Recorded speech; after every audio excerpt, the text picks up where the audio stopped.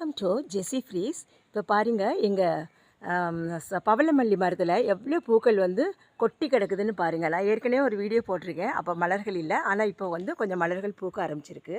இதை வந்து மரத்தை லேசாக இப்படி இது பண்ணி விட்டாவே நிறைய மலர்கள் வந்து இது உதிர்ந்துடும்.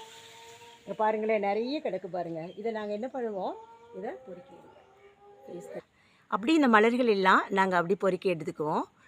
எவ்வளோ மலர்கள் நம்மளுக்கு கிடச்சிருக்கு பாருங்களேன். இது வந்து நிறைய நம்மளுக்கு எடுக்க தான் முடியாது பாருங்களேன். அங்கெல்லாம் எவ்வளோ செதறி கிடக்கு.